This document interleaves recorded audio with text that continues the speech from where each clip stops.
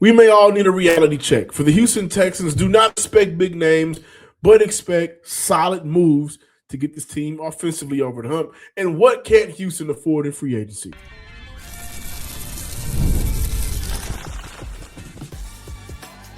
You are Locked On Texans, your daily podcast on the Houston Texans. Part of the Locked On Podcast Network, your team every day. Battle Red Nation, from H-Town to your town. Today's episode and every episode of the Locked On Texans podcast is for Texan fans all around. Shout out to my everydayers from the Himalayas for making the Locked On Texan podcast your first listen of the day and for being a part of the Locked On Podcast Network, where today I'm going to dive in what the Houston Texans can afford to do in free agency. It's important to think about. It's very important to think about, simply because we've seen Houston not properly assess free agency in the roster before, and it really hurt in the following year, and I'm speaking about 2025. Also, Brock Hoffman, does he make sense for the Houston Texans? He was recently not tendered by Dallas. He's going to be a free agent. We'll see how that plans out for him, but does he present some things the Houston Texans could benefit from? And also just looking at the expectations, reality check. Hey, may not be a bunch of big names. Houston does not have the money for the big names.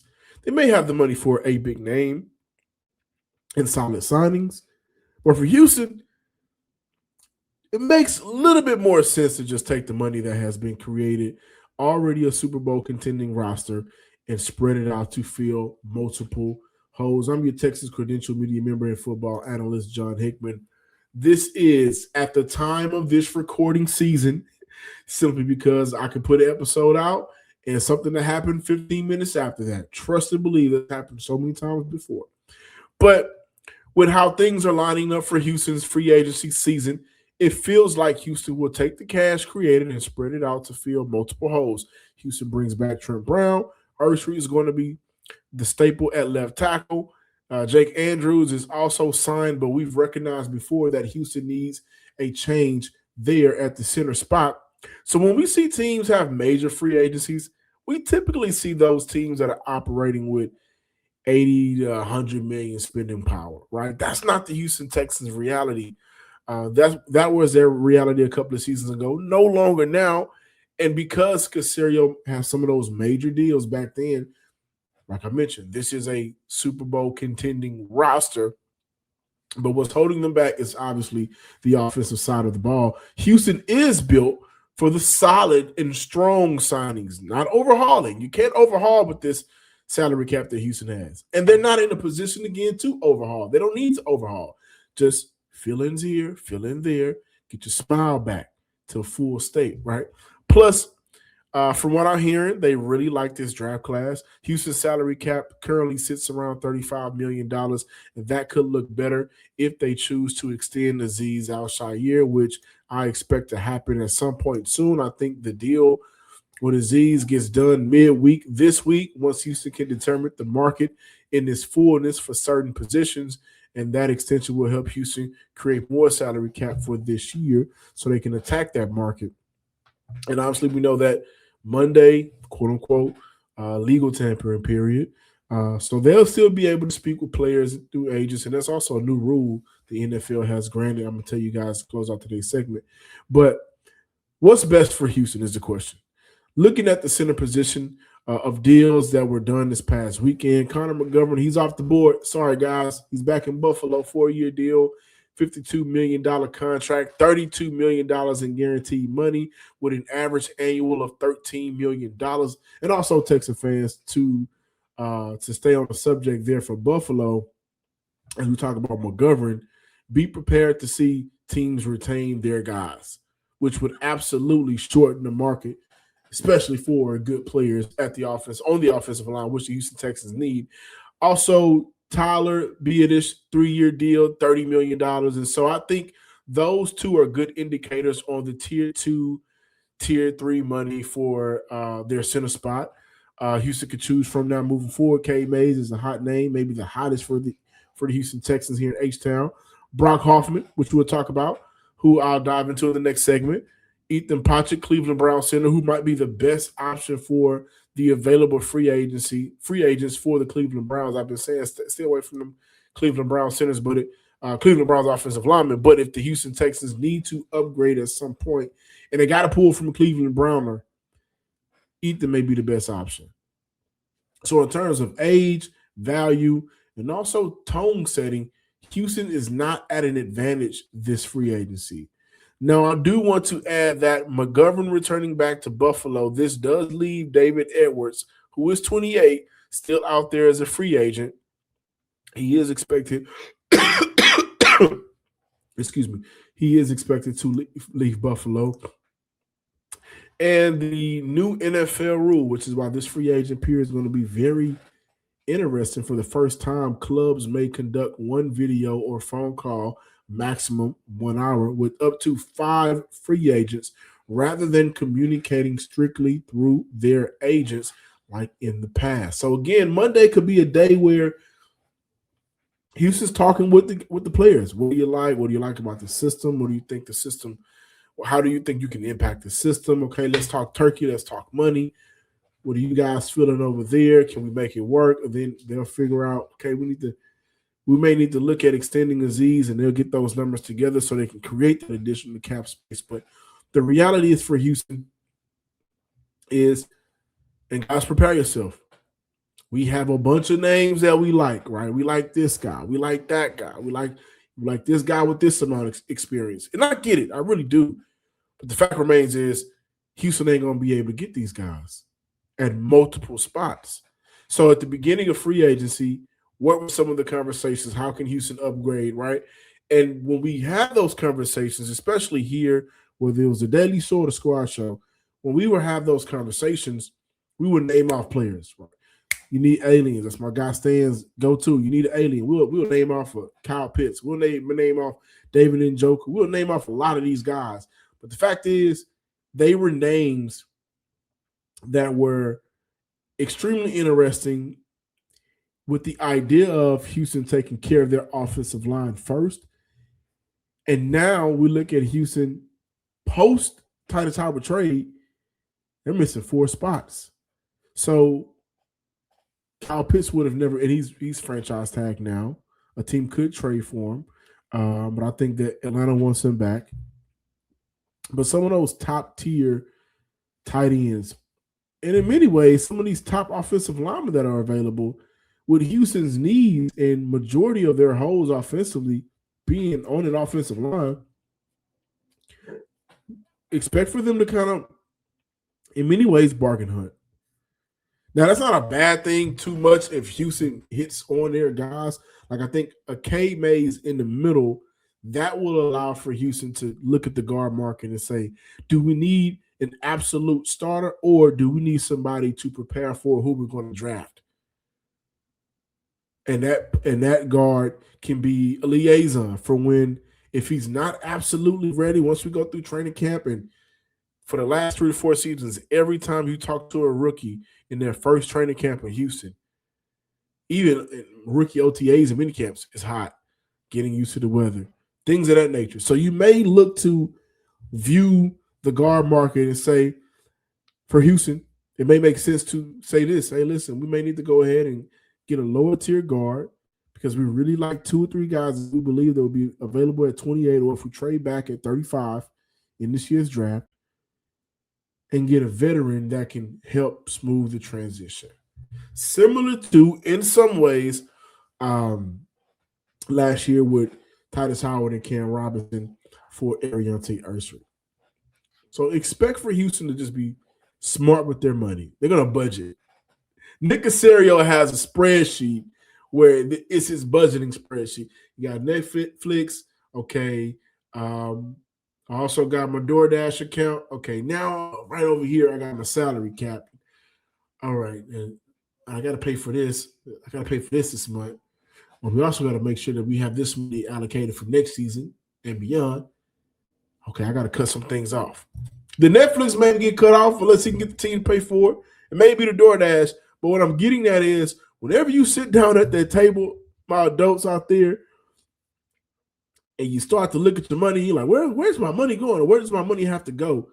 You start to get some slim pickings because you know this bill is more important than this bill. This utility is more important than this utility. I can do without this. I can't do without this. And for the Texans, when we talk about what they can't afford to happen, they cannot afford to not go get themselves a damn good center. I think it's K made a bust right now in a lot of ways.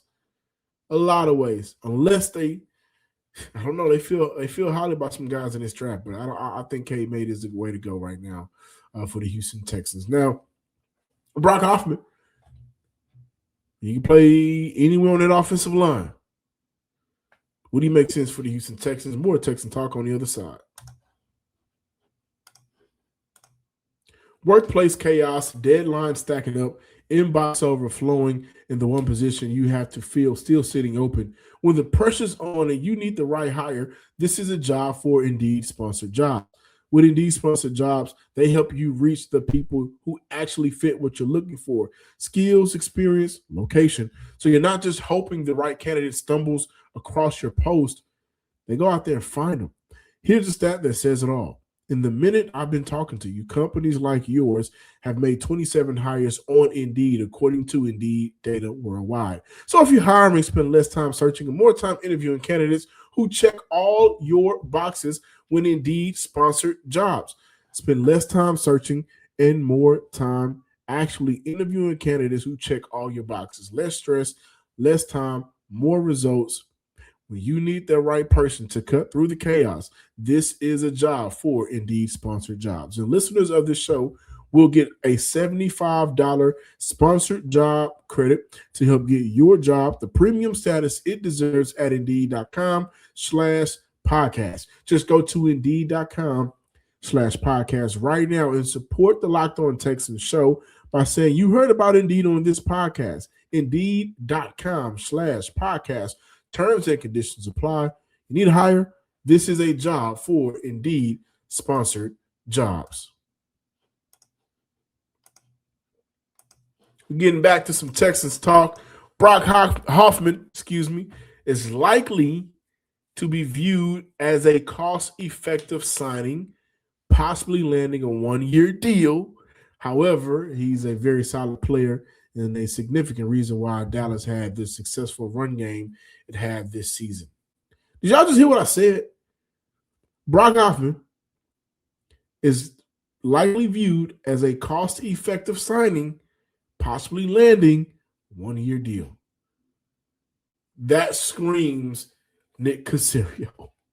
It does in many ways. But Hoffman, 6'3", 305, versatile offensive lineman, as he's played in over 400 snaps at right guard and center. But his best time in the league maybe this past year at center. This is when he got a lot of snaps. He comes from a system that wants to marry the run to the passing game. Dallas concepts utilize a blend of inside zone and gap style runs and also heavy power running. So I look at Houston, right? And I look at the Texans' current running backs. How can Hoffman come in and help these guys do what needs to be done?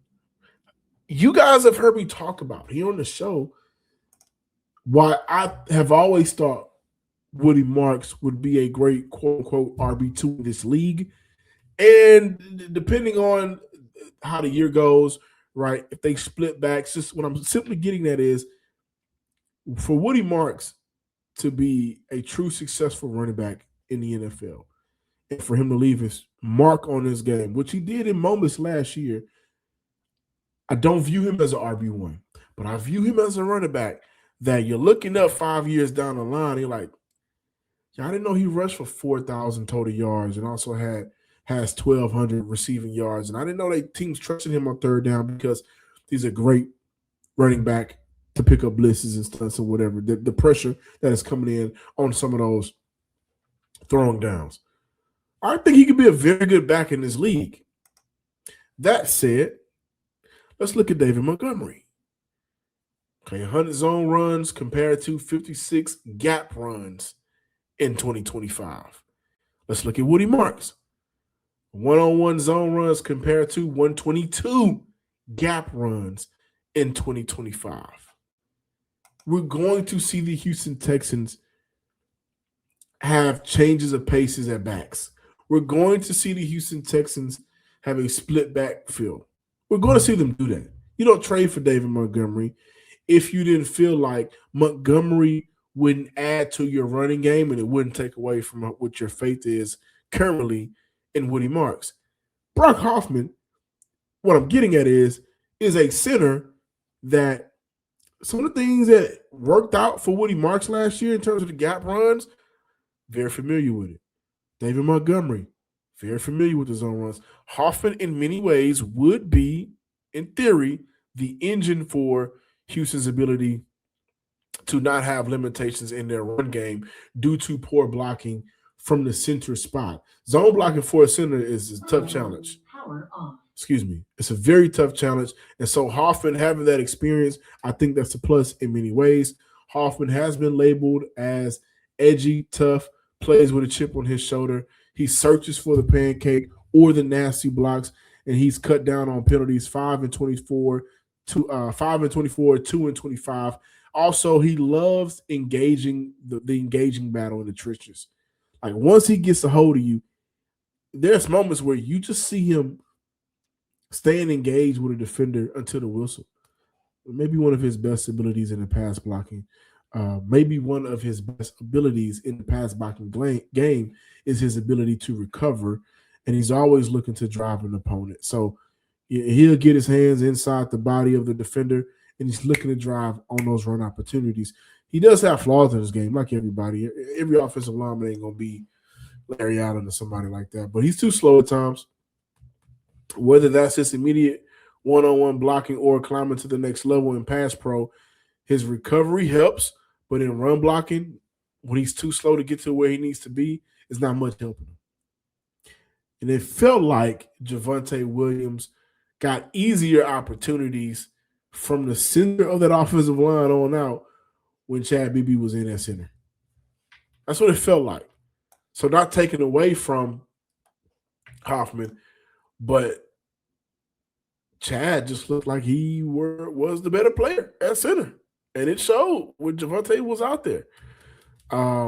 Some of Hoffman's best work came in 2024 where he was featured mostly at guard than center. So you look at a player that versatile word that we need to always – that needs to be a buzzword. When you hear versatile, keep the Texans in mind, right?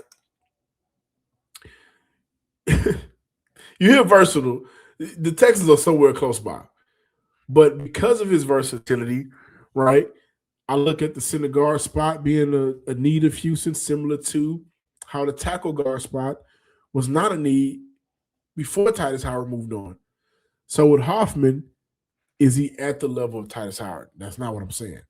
But he would serve a purpose for being able to play and have the versatility to play both center and guard. So you lose one player that can make up for two spots, you could gain one player that could make up for two spots. That's what I'm getting at. But he was well liked in the building and by the fan base in Dallas, and I think he can be an upgrade over Andrews. I don't think the jump would be huge or significant. I think what we would see on the field would be minor, but he would definitely be an upgrade based on experience alone. So for Houston, what absolutely can't happen during free agency? Stick around for more Texans talk.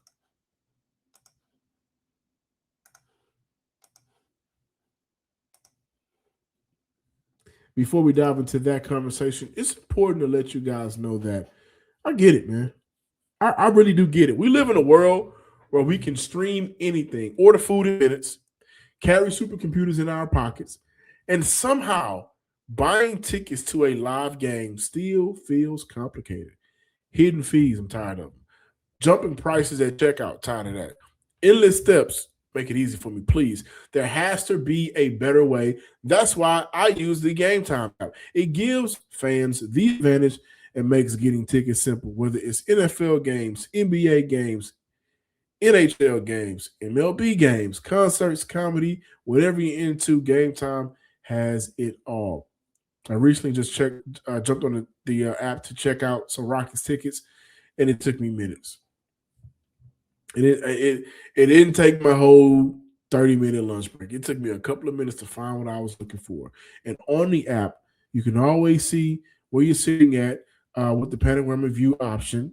The prices you see includes all fees, so there's no surprises at checkout. You can even spot zone deals where you pick the section and GameTime picks the seat for extra savings. Tap two taps, two taps, and you'll have great seats locked in, fast, easy, done. Take the guesswork out of buying tickets.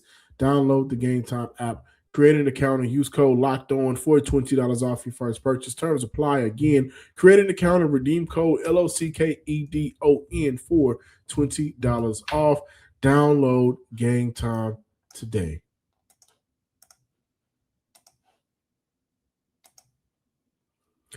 Locked On Texans listeners and viewers, I need for y'all to do me a favor. And it's really a favor for you guys, honestly. All right? Free agency is here. Officially. We're here. And so are we, the Locked On Podcast Network. So, y'all know we got this Everyday Club. We're hooking y'all up. Use promo code free agency, all caps, no spaces, to get the Everyday Club for free now through March 15th. Go ad free and keep this conversation going on Discord.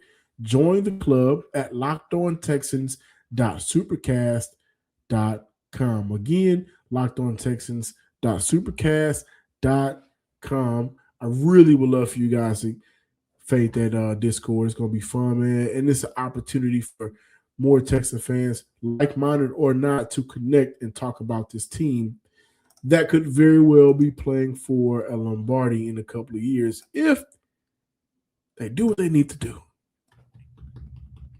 And with that conversation of what does the Texans need to do, let's talk about what cannot happen for the Houston Texans. So, last year, Caserio arrogantly came out, might I add, and dismissed the offensive line issues. And he recently said something along the lines of the tape that he watched on the offensive line showed improvements. And it did. It did in many ways, but let's not forget Laken Tomlinson, that project, the Cam Robinson project, the City So appearance. Caserio must operate with a sense of urgency, like his job depends on it. He has to. There's no way around it. And when I say a sense of urgency, if you know that there's possibly a team that could be outbidding for the guy that they may feel can unlock the offensive line, don't let that player not sign in Houston. They got to figure it out. Again, this is why I believe we're waiting. We're going to wait to see the Aziz extension. They're going to let day one kind of dictate the market. If Houston has a major signing on Monday, I don't want to say I'll take a shot. I may buy somebody lunch. That's what I'll do. If Houston signs a big name player on Monday, I'll buy somebody lunch who sees this. But we cannot forget about those projects from last year. And those projects, in hindsight and when it happened, screamed panic. Can't have that no more. Misjudging the O-line during this free agent cycle would be a grave mistake. Houston cannot afford that. Hey, listen, Houston should have a plan at tight end. The plan starts Monday. I like the idea of adding Charlie Kohler. He was actually a guy that I loved coming out of college. And other vets will be available. Houston has to upgrade that room, and Caley will have his say on who he likes that isn't a Texan. He'll have his say on who he believes in that are free agents currently. But he'll also have a say-so and do the same thing for the current Texans in their tight end room. This is a notice. It's absolutely a notice. Because the thing about the running game, the offensive line had its issues and miscommunications in 2025, but so did the tight end group. So some guys are going to come in. Houston needs to have some guys to come in so they can push some guys out. It's just the fact of the matter. It's a business. No disrespect to any of those players. And I also wouldn't be mad at a 3-year deal worth $32 million for Isaiah Likely either. Wouldn't be mad at that. Maybe 32 is a little high for a tight end that has never broken 700 yards in a single season. I completely understand that. But he could be a guy Houston may have to overpay for. Isaiah Likely is immensely talented.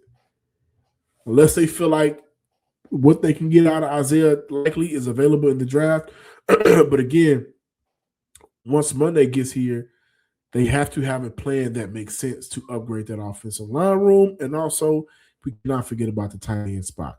No matter what, it's important that Houston doesn't come out of their free agent period needing the draft to save them during the season. Like if we leave Houston's free agent period and we're still looking at major holes because the hotter names, or like we've seen before, the names where Houston was also in on a signing, but it came down to the 9th hour, and the player chose another team. Right? We've seen it with Saquon where they had to pivot to Joe Mixon and it worked out for 1 year. Outside of that, okay, Saquon still had a decent season. Joe Mixon didn't play.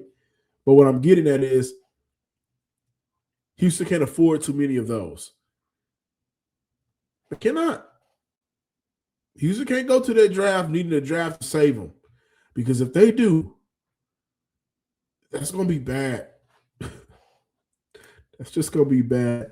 That's why center is such an important position to fill during free agency, because I don't want to wait until the draft and hope Houston hits on the center. Stroud needs a vet to man the middle of that line, and a rookie or inexperienced player will be detrimental. And I would say the same for left guard. In many ways, a vet alongside Ersery would be helpful to his growth, but we can't wait till the draft to finalize the major spots. Can't be too many holes next to each other. So Monday is going to be what kicks it off. It's going to be fun Monday. Again, we may see the Houston Texans, because Monday is typically where the deals are starting to get announced and follows won't become official until Wednesday. I wouldn't expect for Houston to be too crazy on Monday at the time of this recording, Sunday afternoon. We'll see. And we could be shocked by what Nick Caserio and company does.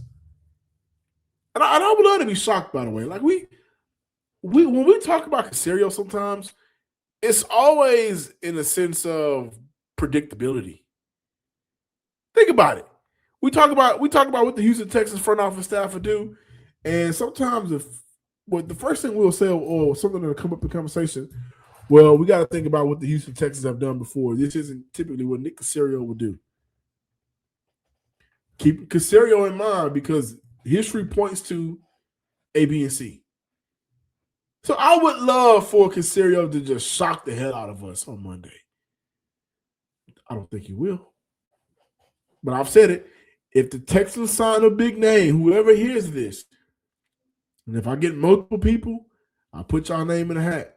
I'll buy somebody lunch this week if Houston comes out on Monday with a bang. You can quote me on that one.